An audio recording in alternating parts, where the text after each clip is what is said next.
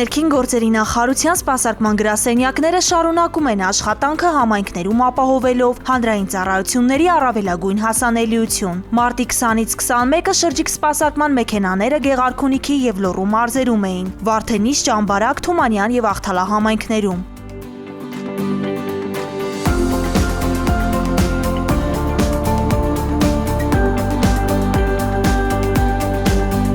Նախապես տեղեկացված բնակիչներն անհրաժեշտ փաստաթղթերով սպասում էին իրենց հերթին, իսկ անցորդները տեսնելով շրջիկ սպասարկման մեքենան հետաքրքրված մոտենում էին ու ծանոթանում տեղում մատուցվող ծառայություններին։ 96-ամյա Վարդենիսի տղամարդուն միգրացիա և քաղաքացիության ծառայության աշխատակիցը մոտեցավ անձամբ և կատարեց անձնագրի փոխանակում։ Նույն կերպ սպասարկվեց նաև Տարեց Միկին։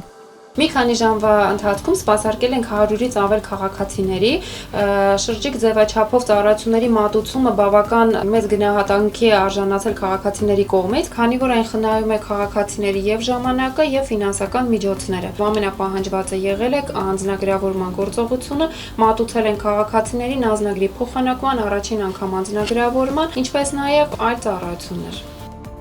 Հաշվառման քննական բաժինների տիրույթում մատուցվող ծառայություններից հիմնականում դիմում են վարորդական իրավունքի վկայականի փոխանակման և մեքենայի սեփականության վկայական ստանալու համար։ Մեր կողմից մատուցվող ծառայությունների տևողությունը տարբեր է, կախված ծառայության տեսակից։ Ամենապարզ դեպքերում, օրինակ խոտանման տեղեկանքի տրամադրումը, սեփականության վկայականի տրամադրումը տևում է 3-ից 5 րոպե, իսկ օրինակ վարորդական վկայականների փոխանակման դեպքում տևում է մինչև 10 րոպե։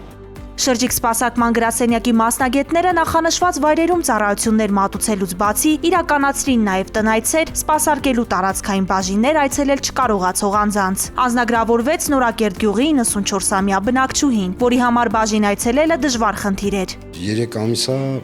անձնագրի ժամկետը լրացել էր, թոշակը չէր կարում ստանալ։ Միանշանակ գոհ եմ, բարձր սպասարկում, աշխատակից են շատ բարեհամբույր։ Տնայցի շրջանակում սպասարկվեց նաև Նորակերտ գյուղի մեկ այլ բնակչուհի։ Նրա անձնագրի ժամկետը նույնպես լրացել էր։ Ընդունված դիմումների հիման վրա թողարկված փաստաթղթերը կտրամադրվեն մեկ շաբաթ անց, մարտի 28-ին նույն վայրերում։